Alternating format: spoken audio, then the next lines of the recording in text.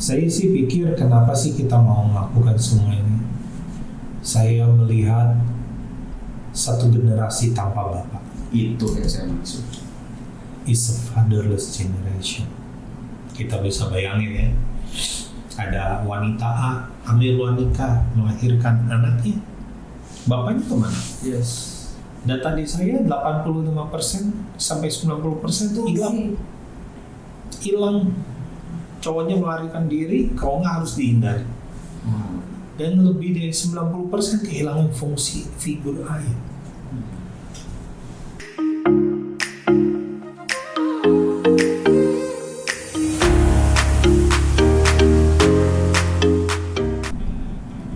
Kita biarkan akan begitu terus. Kenapa ada wanita yang dia tahu itu salah, dia lakukan berkali-kali, ada kasus yang kita handle. Anak kuliah ya, baru lulus kuliah, udah dengan 11 pria. Wow. Rekor, berarti kan dia dari SMP terus setiap pacaran ya. Dia 11 tahun, 11 pria ya, 11 pria. Iya, begitu. Kenapa? Why? Ada juga ini kayak yang sudah ditangani kliennya tuh keluar dan balik lagi jadi klien lagi. Di kita nggak boleh. Nggak boleh, kedua kali nggak boleh. Tapi hamil lagi ada. Jadi memang aborsi itu menjadi bukan menjadi salah satu jalan keluar. Karena Bukan satu-satunya jalan keluar. bisa berulang kan. Kalau kita tidak selesaikan akar. Jadi dengan kata lain gini, mereka yang melakukan aborsi sekali nggak akan berhenti sampai situ, bisa jadi kedua kali seperti demikian. Karena menganggap itu way out-nya kan. Harus ada jalan akarnya. Tidak selesai akarnya gitu. Iya. Oke. Maka jadi masalah baru. Jadi kita menangani beberapa kasus yang mereka melakukan aborsi dan mereka punya rasa bersalah yang kuat banget, ngerasa bersalah, Merasa dihantui. Iya, dihantui, ada bayi nangis lah, bla bla bla. Nah itu kan lebih sulit lagi ya untuk konseling dengan kasus-kasus aborsi itu lebih sulit lagi. Karena orang pikir itu jalan pintas. Ini dilema psikologisnya mereka yang melakukan aborsi itu apa yang biasa dilihat? Mungkin harus lihat dua ya. Kalau yang sudah mematikan hati nurani, dia akan bilang biasa saja. Oh itu termasuk yang nuraninya mati ya tadi ya? Iya. Apalagi kan propaganda dari kita kadang terpengaruh dengan dunia barat ya. Oh itu biasa, oh itu hak sang ibu. Itu kan tubuhnya wanita, ya wajar dong dia memilih mau aborsi atau enggak. Maaf ya. Mari kita cek DNA hasil aborsinya, itu DNA dia murni atau DNA anak. Saya berani tantang secara medis kemungkinan besar, dan saya berani yakin 99%, kecuali saya, karena saya bukan dokter, saya nggak bilang 100% lah ya, tapi saya berani bilang 99% begitu. Di hasil aborsi ini dagingnya ambil swab sampel, sama nggak dengan ibunya? Kalau sama, berarti ini daging dia, milik dia. tapi kalau nggak sama, berarti ini bukan dia. Punya kehidupan sendiri. Artinya ini kan bukan tubuh dia dong. Kenapa digugurkan? Jadi janin itu tuh ada yang memilikinya sebenarnya. Betul. Dan kalau dibilang cuma segumpal daging, saya nggak pernah lihat daging di pasar bertumbuh. Iya. Jadi Tapi kan daging ini bertumbuh, artinya ada kehidupan. How can you kill a life? Ya. Alasannya kasihan. Menurut saya kasihan yang seperti apa? There's something wrong dengan cara berpikir. Jadi memang ini jadi perangnya kita ya untuk memerangi untuk menanamkan sebuah konsep pikir yang memang tidak menganggap itu sebagai sebuah kayak tadi kesimpulan tadi ya bahwa ini haknya si ibu biasa saja. Itu yang jadi akhirnya membuat aborsi ini sebagai sebuah pilihan yang lumrah-lumrah saja karena konsep pikir itu kan. Ya. Memang pemerintah mengizinkan aborsi kalau kasus perkosaan karena ibunya mungkin nggak terima atau gimana. Oke. Bagian hukum saya nggak bisa sentuh, tapi yang saya bisa sentuh hati nurani ibunya. Kalaupun nggak pengen anaknya, biarkan aja dia hidup. Biarkan kita tolong, mungkin dia akan dapat orang tua yang akan mengasihi dia.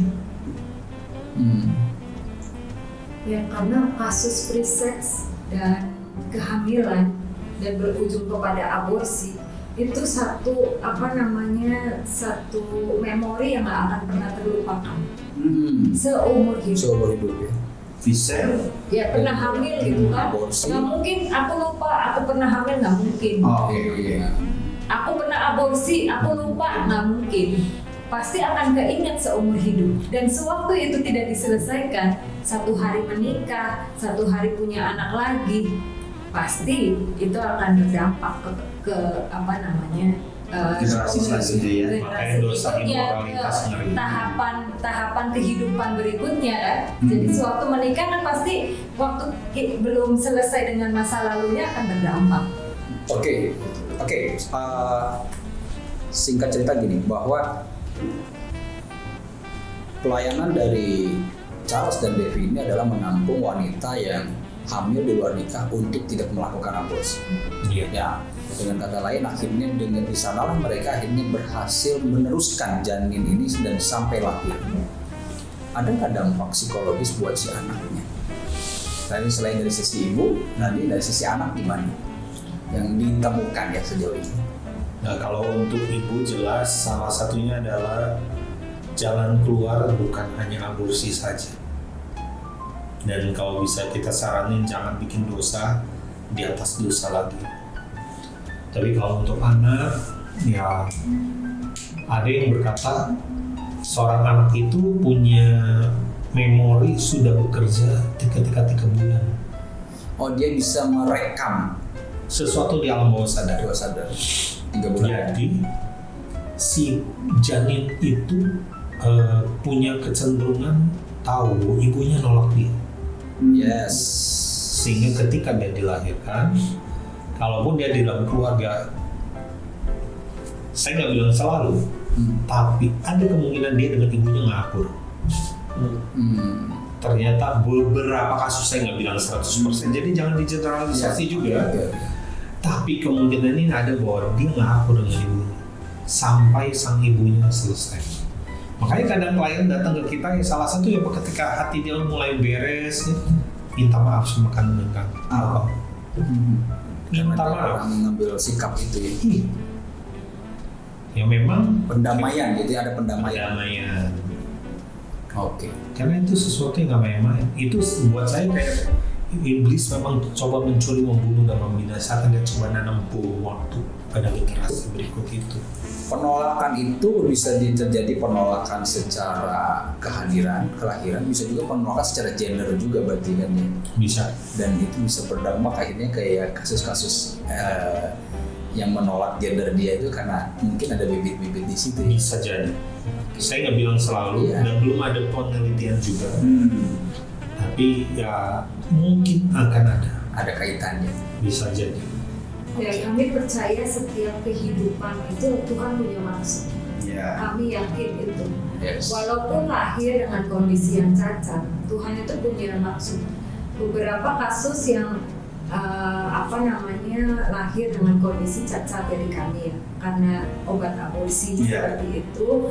Dan walaupun ada yang akhirnya dipanggil Tuhan, seperti beberapa bayi kami ada yang dipanggil Tuhan, tapi walaupun selama hidup cuma 1-2 bulan, kita belajar banyak dari anak ini. Jadi setiap kehidupan pasti Tuhan punya maksud, Tuhan punya punya rencana di dalamnya. Gitu. Jadi kami yakin itu sih. Mereka juga kan nggak milih ya mau lahir di mana, dengan kondisi apa. Lahirnya di keluarga seperti apa, mereka juga nggak bisa milih. Tapi mereka lahir, hidup pasti Tuhan punya maksud. Gitu. Yang kadang-kadang kami juga nggak ngerti maksud Tuhan itu apa sampai hari ini gitu. Tapi kami percaya, kan kami tulis ya. Kadang-kadang saya tulis tuh gini, anak ini lahir dengan kondisi cacat gitu. Dan saya nulis, tahu nggak ada anti yang berjuang buat kamu, nemenin kamu di rumah sakit gitu ya. tujuannya buat apa? Tujuannya satu hari nanti waktu dia besar dia tahu banyak orang yang sayang sama dia. Banyak Ada yang berjuang buat hidup dia. Gitu. Betul. Banyak anti uncle yang ngirim susu, pampers ke rumah loh gitu. Dan itu kenapa mereka kirim susu, kirim pampers karena mereka sayang sama anak-anak. Wow, ini dari saya satu hal sebelum nanti closing mungkin dari Mas Sandy ya, karena menarik sekali nih. Dan nanti bisa ke depan bisa konsultasi atau apa ya Bu ya. Di Ruth ini semakin diberkati begitu. Nah, Bu, saya suka yang bikin inspirasi gitu ya. Kalau saya kerja di broker properti, kalau ada sesuatu yang bikin inspirasi, ini saya semangat begitu. Kadang saya jadi lemah juga, kalah juga jadi broker gitu kan.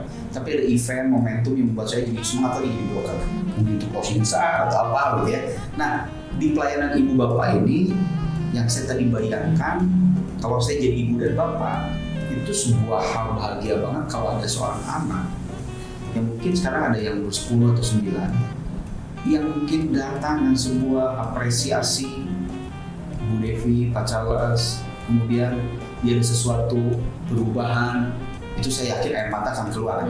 Ada nggak Bu yang begitu Bu? Iya, kami pernah ada kasus yang anak kuliah hamil. Nah, sewaktu dia datang sama kami dengan rasa yang hopeless banget gitu. Pengennya udah keluar aja dari kuliah gitu. Tapi kami dampingi dia sampai akhirnya wisuda, sampai sekarang akhirnya dia S2 dan mau meneruskan S3-nya, itu menjadi salah satu kebanggaan. Ada juga yang datang ke kami dan akhirnya mereka bisa meneruskan, dapat beasiswa di kedokteran dan sekarang udah lulus dan udah lulus jadi dokter dan lagi ambil spesialis anak, dan itu menjadi satu kebahagiaan buat kami. Kami pernah ada di dalam bab kehidupan mereka sewaktu masa SMA, waktu masa SMP hamil atau kuliah hamil gitu. Tapi mereka bisa berproses dalam hidup dia, pulih dalam hidupnya, dan bisa meneruskan kehidupannya. Nah itu sih yang menjadi apa ya? Ya tadi itu semangat kami. Kalau anaknya yang datang sih mungkin belum. Karena masih Sosial media. Paling umur 10 ya paling Main ya. tapi ibunya. Tapi saya jadi ingat di Alkitab, perempuan Samaria yang ketemu Yesus itu ya, waktu menimba air. Tidak ada pengharapan, dia malu keluar, kemudian air dalam hidupnya dan nempel sekali. Ketika ketemu Yesus, malah dia jadi berkat. Ternyata selalu ya perjumpaan dengan Kristus itu selalu ada masa depan yang cerah. Wah, luar biasa. Yes, wah. Thank you buat Charles dan Devi buat apa yang boleh disampaikan ya. Karena saya percaya ini juga menjadi sebuah inspirasi buat generasi dalam berbagai sisi. Saya mau coba rangkum begini. Pertama, dari sisi bagaimana proses Charles dan Devi menghidupi panggilan yang Tuhan taruh. Ya, dimulai dari mana? Saya percaya gini, panggilan itu selalu bermulai dengan belas kasihan sama jiwa. Yes, harus punya modal itu. Dan mulai dengan apa? Gak usah muluk-muluk, mulai dengan apa yang ada di depan kita. Mulai dengan apa yang diperhadapkan Tuhan perhadapkan itu, kerjakan itu dengan belas kasihan Tuhan. Dan kita ngelihat bagaimana dampaknya sejauh ini. Usah cari yang aneh-aneh. Biasanya Tuhan mulai dengan modalnya itu adalah belas kasihan sama jiwa-jiwa, dan mulai dengan apa yang ada di hadapan kita. Terus kedua, bicara tentang masalah kehidupan. Kehidupan setiap anak, setiap orang, setiap pribadi itu lahir dengan sebuah tujuan Tuhan. Manusia atau mungkin seorang ibu boleh menganggap anak itu lahir dengan tanpa diinginkan. Tapi yang harus kita sama-sama belajar adalah gini. Setiap anak boleh lahir tidak diinginkan oleh manusia, tapi yang pasti diinginkan Tuhan. Tuhan menginginkan kelahiran mereka. Dan kita perlu menghargai itu sebagai sebuah grand design yang harus mereka kerjakan selama mereka hidup. Dan saya percaya ini menjadi PR buat kita sebagai generasi muda untuk mulai melihat begini. Hidupmu pun juga punya arti. Engkau tidak lahir dengan sebuah konsep bahwa kamu lahir dengan jadi masalah, bukan. Itu bukan tujuan Tuhan. Tuhan menghadirkan kamu ke dunia dengan sebuah tujuan yang besar. Manusia boleh tidak menginginkan, manusia boleh tidak mengharapkan kamu, manusia boleh ngomong kamu gak punya masa depan, tapi Tuhan tidak punya pandangan yang sama. Iya.